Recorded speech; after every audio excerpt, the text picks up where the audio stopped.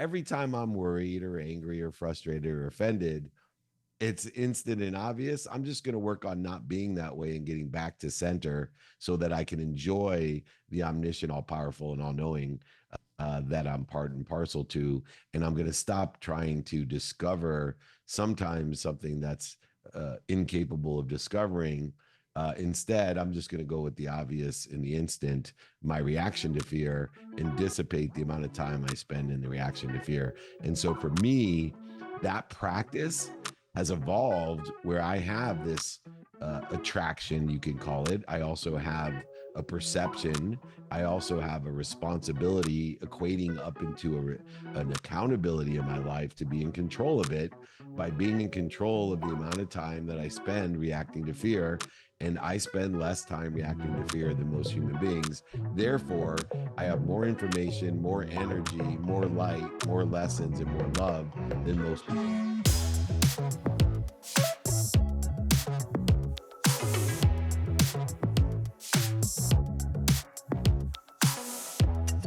Hey guys, welcome to the Beyond Hope Project podcast. My name is Jason Tharp, and I am extremely excited to invite this next guest on who's going to drop some knowledge on you guys that are really going to help have an impact and bring hope to your life in all forms. And that is David Meltzer.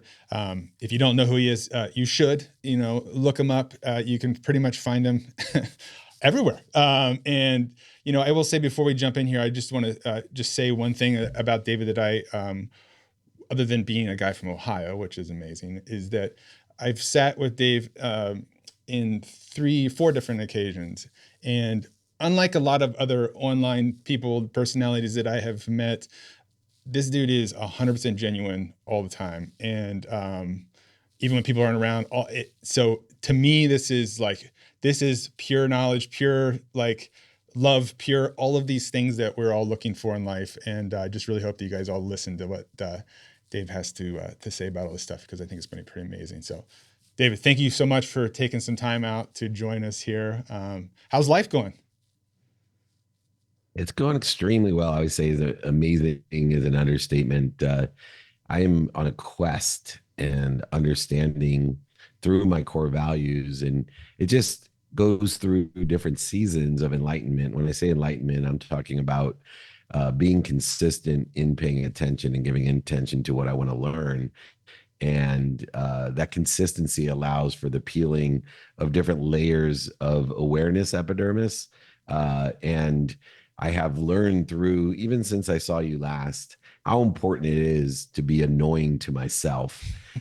It's easy to be annoying to other with the qualities and characteristics that I'm going to discuss of how I'm annoying to myself. But there's 2 things that really stand out since we saw each other last that have marketably made a difference in peeling away the epidermis of awareness. And one is a quest that I've been on, which is to be honest to myself, but without being hard on myself. And I've never put those 2 together before. That I've always been on a quest to be as honest as I can, and in radical humility, realizing that within the context of human nature, I'm a liar, a cheater, manipulator, overseller, and back-end seller at a quantum level. So I really have to work at it.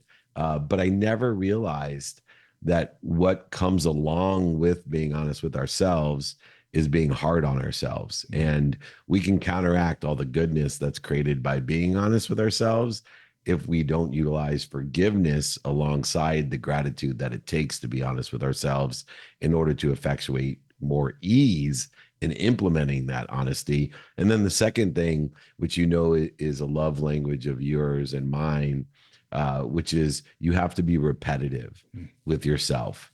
And so don't give yourself too much credit that you're going to learn shit the first time. You got to keep reading something 100 times in a row.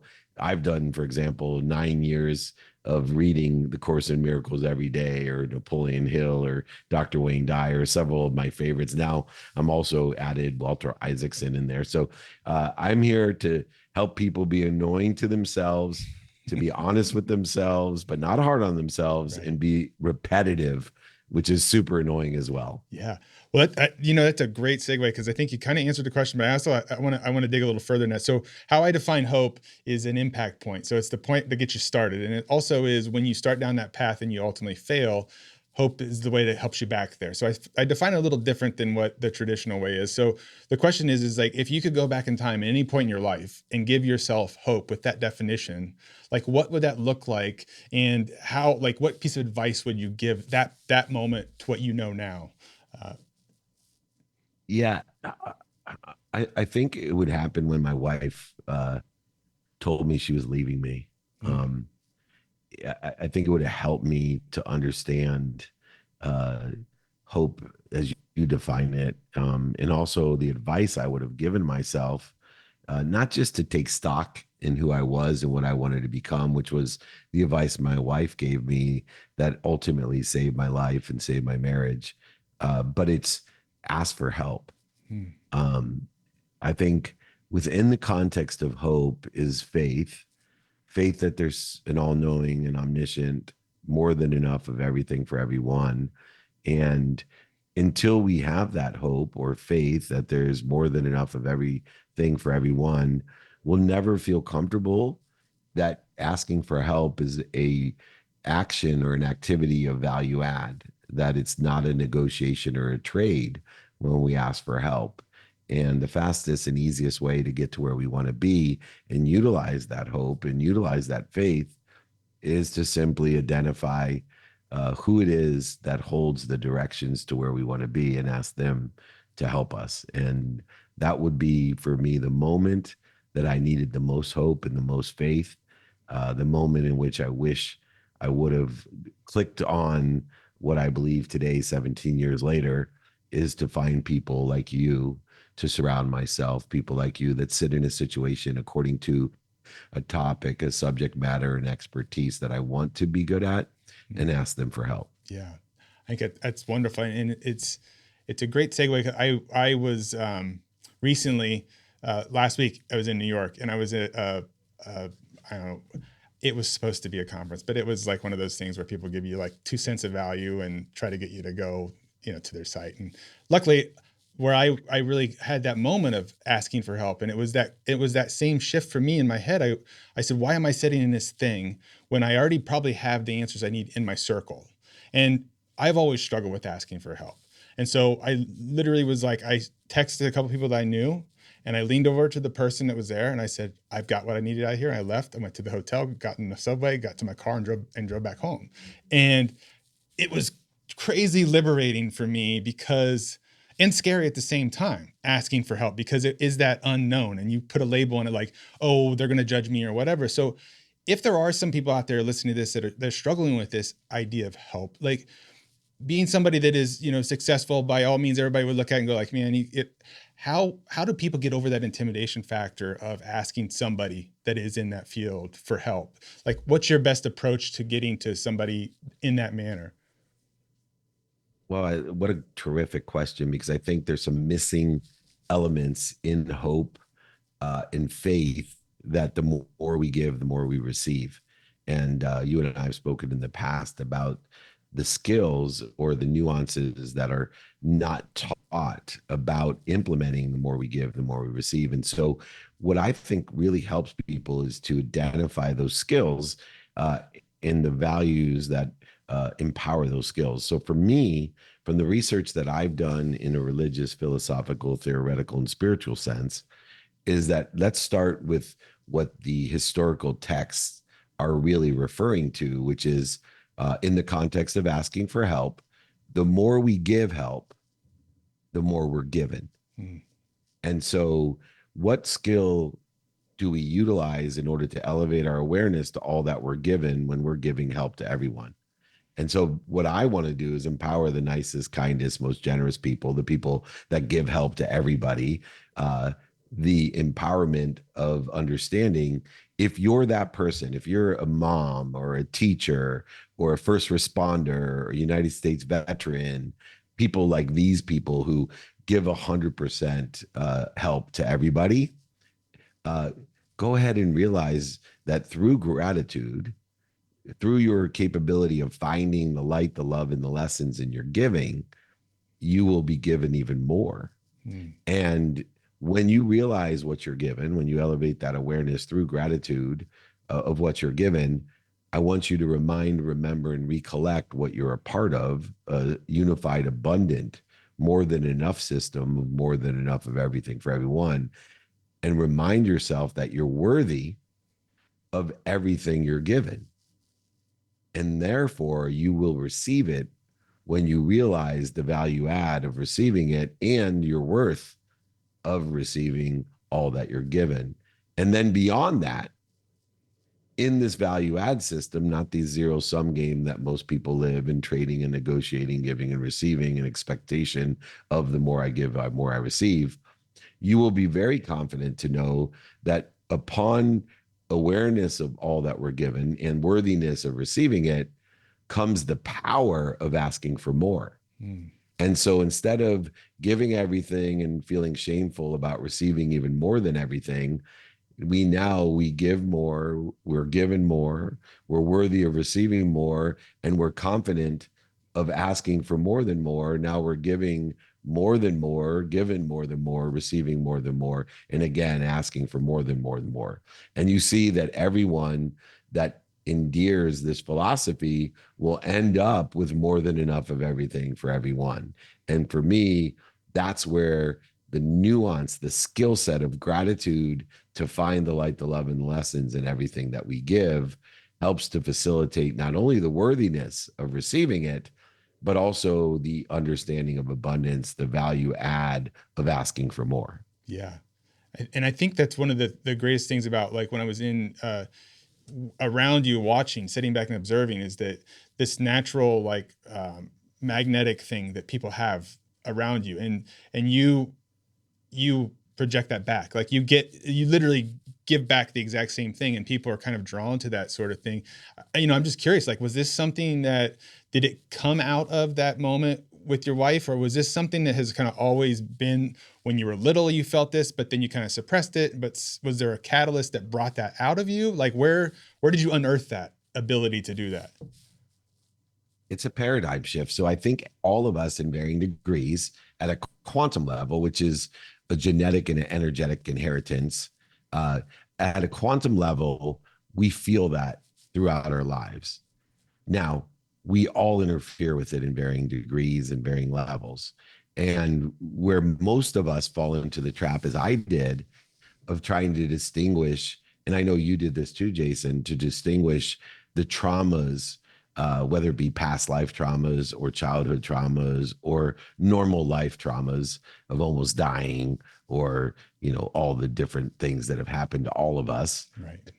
Instead of exploring every day, utilizing the majority of our time trying to explore what we actually are afraid of from those traumas, or the effect of those traumas, I've come up with a simple paradigm shift and solution that says there's an instant and obvious way to clear that interference or dissipate or dissolve that interference. And it's the instant and obvious is the reaction to fear, regardless of what fear is and why fear is. So instead of saying, I was molested when I was 9, therefore I'm super angry at everybody and everything, and when I'm put into this situation, it evokes that anger, and therefore I'm going to spend days, weeks, months, and years accelerating in the wrong direction or interfering with my higher self, or this feeling that you said, did I have at a young age? I simply say, shit, I'm angry, or I'm offended, or separate, inferior, superior, anxious, frustrated, guilty, resentful, worried, any of these feelings. And I say to myself, this is an instant feeling. It's obvious that I'm pissed off. I really don't give a shit what childhood trauma caused the fear that's creating this interference of my higher self. So now I get completely logical and pragmatic and say, every time I'm worried or angry or frustrated or offended, it's instant and obvious. I'm just going to work on not being that way and getting back to center so that I can enjoy the omniscient, all powerful, and all knowing that I'm part and parcel to. And I'm going to stop trying to discover sometimes something that's incapable of discovering. Instead, I'm just going to go with the obvious in the instant, my reaction to fear, and dissipate the amount of time I spend in the reaction to fear. And so for me, that practice has evolved where I have this attraction, you can call it. I also have a perception. I also have a responsibility equating up into an accountability in my life to be in control of it by being in control of the amount of time that I spend reacting to fear. And I spend less time reacting to fear than most human beings. Therefore, I have more information, more energy, more light, more lessons, and more love than most people.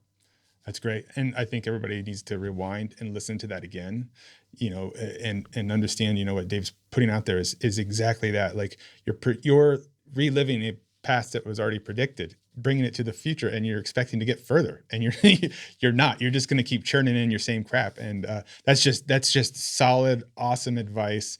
I know we're getting close to time, but I do have one last question for you. So I'm just curious, what was the best piece of advice that you never listened to, whether it was your own or somebody else's?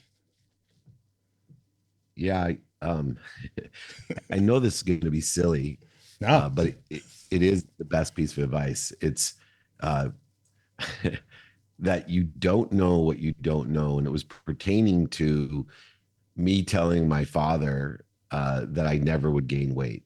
I had difficulty gaining weight. Um, and so I had to eat at midnight when I played football in college. I uh, had a diet up until recently of 5 or 6 thousand calories a day, and I couldn't understand why I started gaining weight. But I just didn't listen to my dad when he said, "Look, you need to have control of your diet because eventually you will gain weight." And what the lesson was that I just didn't listen to, and it applied to being a father, it applied to getting married, it applied to gaining weight, and it applies to other things that can't be explained until you get to experience itself. And the lesson is, hey, buddy, you don't know what you don't know. And where it became most dangerous was with the people that I love the most, because if you don't admit you don't know what you don't know, the advice that you're going to give to the people that you love the most, because you will be more afraid for those people than you are for yourself, is going to be really shitty advice because it's going to be based out of fear. Mm. And until you reach a level of radical humility with your children and your friends and your family that you love more than you may even love yourself, that you love them and care about them, until you realize you don't know what you don't know. And from that position of radical humility, give advice with the ignorance, humility, not the ignorant arrogance of fear, telling our children, you got to go to college, you got to get this job, you got to no bullshit. I don't know. But what I can share with you is the experiences that I've had and the lessons that I've derived from those experiences so that maybe you can make better choices by learning from the dummy tax that I have paid from not knowing what I don't know. And I wish I would have taken that advice from my father, that, hey, buddy, you don't know what you don't know. I would have saved myself a lot of years of unhealthy eating and gaining weight that I now at 56 finally have under control, because I realize whether it becomes the diet or parenting or marriage, I just don't know what I don't know. And until I experience it, nobody can explain it to me. They can share their experiences and their lessons, but they can't explain to me what it's like to be married, what it's like to have kids, what it's like to get older and lose your metabolism. These are things that you just don't know. And Mm. that's the lesson I'd love to share with everyone. That's wonderful, man.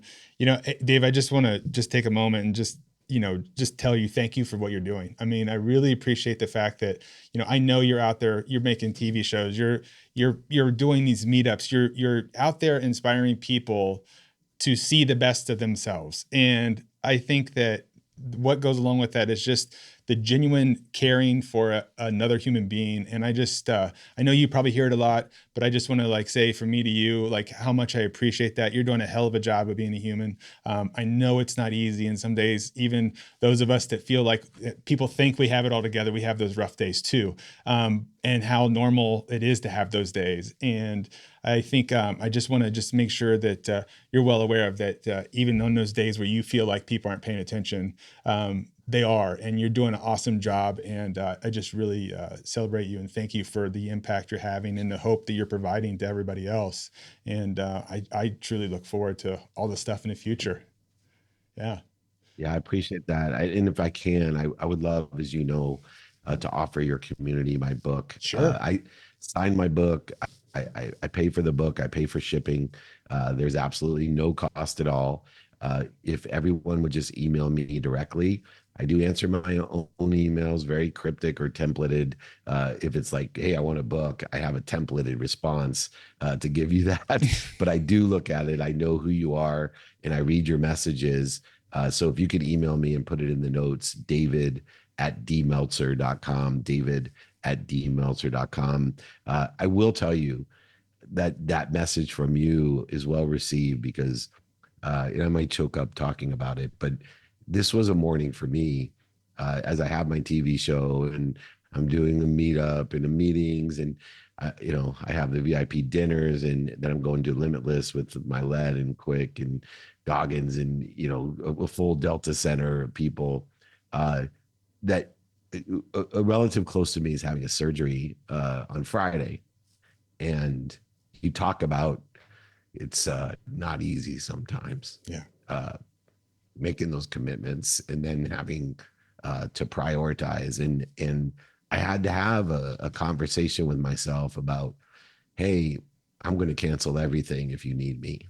And that's a difficult thing about believing in doing good and being there and prioritizing the right people. And, needless to say, I am grateful that the person received my offer to cancel everything and to be with them during their surgery. And I think they value my mission over me being there. And that was unconditional by them, but it's not easy sometimes. Yeah. And, there's a lot of people that may not see that sincerity, and 10% of the people are going to hate you no matter what. And that's a great epiphany to have because they don't bother me anymore because I know it's just math. Yeah. But I appreciate the recognition of that. Yeah. I do my best. I learn lessons and I have fun and I want other people to do the same. But sometimes it's hard. And this was one of those mornings that it was hard. So to hear you acknowledge that means a lot to me. And that's why you and I resonate with one another and you're part of my neighborhood. And I'll come back whenever you need me and I'll keep inviting you, not obligating you to come visit me. We're going to be in tons of cities. So hopefully I'll see you in New York. Yes. And make it worth your while on May 13th. Thank you so much. David@dmeltzer.com. Be more interested than interesting. Be kind to your future self and do good deeds. Awesome. Thanks, David. And I will make sure that all of your links and everything are in the show notes and all stuff like that. But guys, seriously, reach out, get this book. It's great. It's wonderful. And, like Dave said, there's no strings attached. It's just spreading the good. So thanks, Dave. Safe travels to you, my friend. And I will see you soon. Have a wonderful day, man.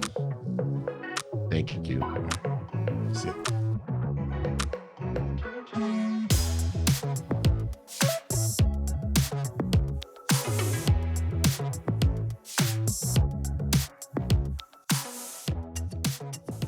Foxland Media. Think big.